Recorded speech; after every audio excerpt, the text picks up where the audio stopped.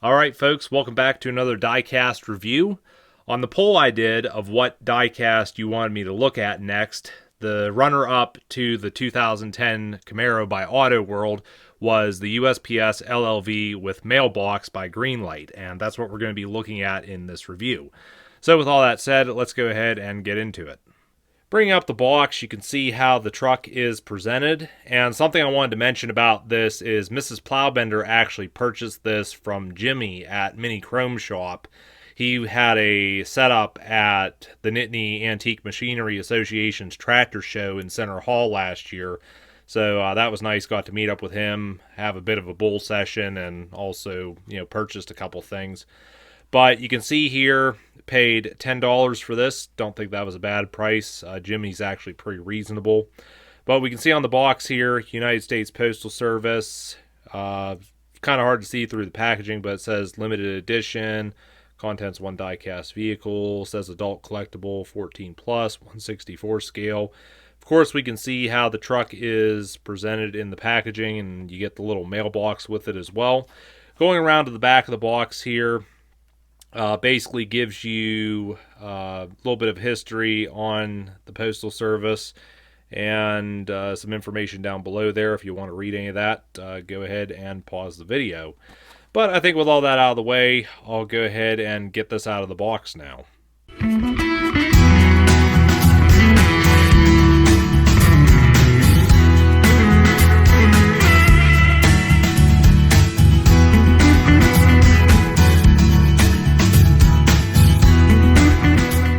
Alright, here is the LLV and Mailbox out of the packaging, and at first glance, I like what I see here. I haven't taken a really close look at this to see whether the quality is good or bad. Those of you who have seen my previous Greenlight reviews will know that the quality is kind of hit and miss with these. But I'll show the Mailbox here first, and you can see that there's a bit of detail of this. You got rivets, latches, handles. There is some printing on it, though it's not very legible, so a little lacking in quality there.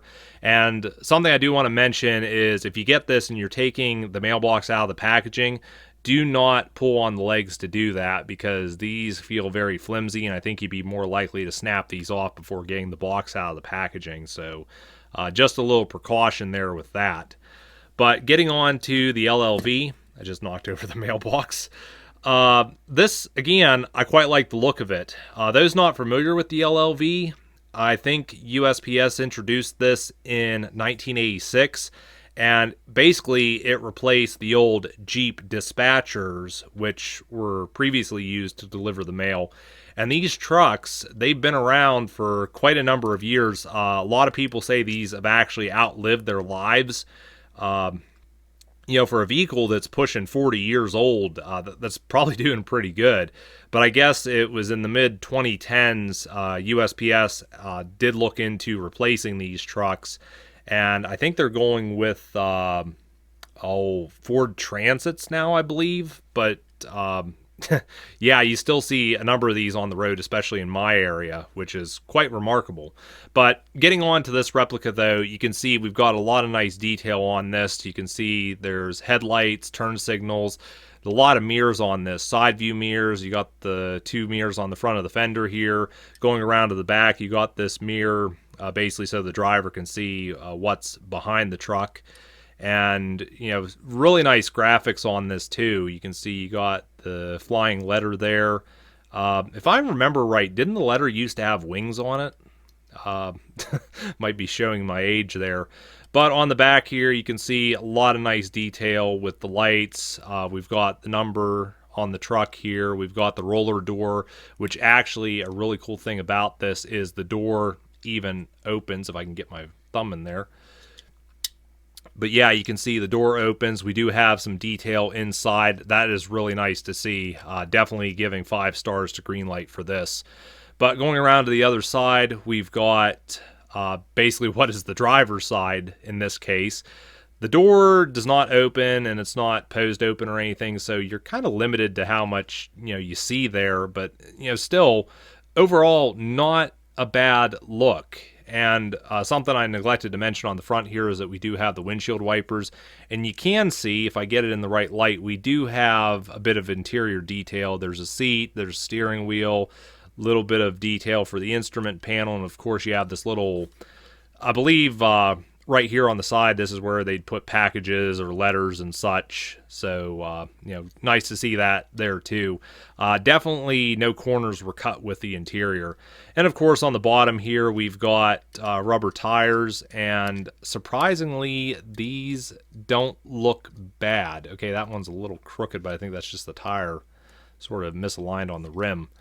But yeah, overall, not too bad. Definitely seeing good quality in this. So I'm definitely going to give high marks to Greenlight for that. This truck looks really great.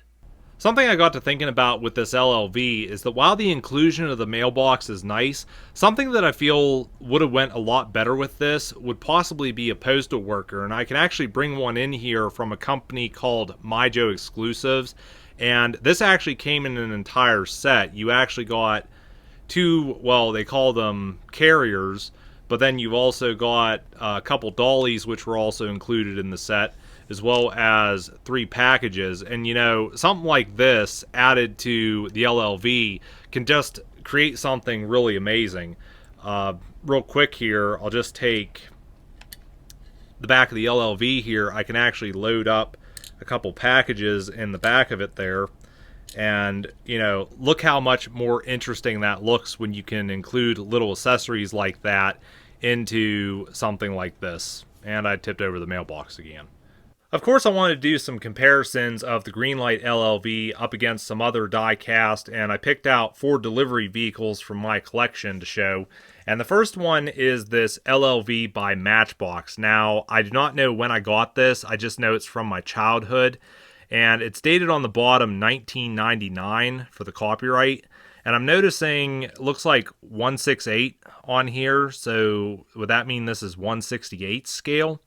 But you can see that this truck has definitely had a hard life. The paint's chipped and flaking off. It's dirty. I'm sure it's spent a lot of time in the sand pit.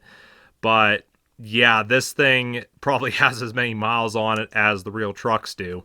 But one thing I like with this is it has the door partially opened, and I would have liked to have seen that on Greenlight's LLV, I think. But, I'm definitely not saying that this looks bad as is. Definitely one of those deals, if you can add a little bit more detail to something, go ahead and do it.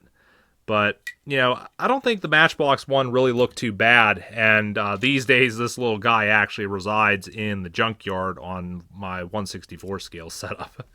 But up next we have this FedEx van by Golden Wheels. This is a 1999 Ford Transit, and I think Golden Wheels is just a generic brand that you would basically pick up at Dollar General. I think this particular casting, I've seen it across other manufacturers. But yeah, this truck doesn't look too bad either. Unfortunately, it's definitely seen some play, another piece from my childhood. And a little something for you guys watching that are familiar with FedEx. Did you ever notice the arrow in between the E and the X? That's something that I only learned a few years back there. But also got another Ford Transit. This is by Greenlight, and it is a 2016, I believe. This one actually came in the American Picker set that I reviewed a few years back now. So, not really much I can say about it. It's not like a carrier on it or anything. But then lastly is another Greenlight piece, and it's a UPS truck. And this I got a few years back now, and I was really impressed with it. It's got a lot of nice detail to it, and of course this has the door open on the side. But then again, you see the UPS trucks driving, and they always have the side door open. Plus this one also has the roll-up door in the back, and you can see again, you got detailed interior there just like you had with the LLV. But overall, a really nice looking truck. I know somebody else, and this is going back to the 90s, I believe, they made a UPS truck, but it was one of the really old ones. If anyone knows that manufacturer, tell me down in the comments. But yeah, just a little look at some other delivery vehicles in this scale. So to wrap things up, I'll give my final thoughts on this LLV, and I have to say that I've been really impressed with this. I cannot say that I've really seen any issues in terms of the quality, so definitely gives me a little bit of faith in Greenlight to see this. And something interesting that I forgot to mention during the review on this LLV is that I believe the US Postal Service actually used this a few years back in one of their holiday advertisements. I'm sure if you look it up on YouTube, you can probably find it, but I thought that was quite interesting. But as to whether or not I recommend getting this LLV, I'd have to say yes. I think really what would be cool is if you're someone like me that makes little setups and what have you. If you had maybe 4 or 5 of these set up at a post office on one of your displays, it would definitely look great. And of course, you know, you get these little mailboxes with them. You can set those around and do what have you with them as well. Like I mentioned earlier on, I paid $10 for this at a Diecast vendor that I went to. And really, I don't think that's a bad price. You look around online, you might be able to find them a little bit cheaper than that. But, you know, I don't think you're going to find them for, you know, a couple bucks. But, you know, I think, again, for as good as this looks for the price, I think it's well worth it. So if you want to pick one of these up or maybe a few of them for yourself, go right ahead. But that is going to be it for this review. You guys can let me know your thoughts on this LLV in the comments down below. And I will see you guys hopefully in another Diecast review real soon.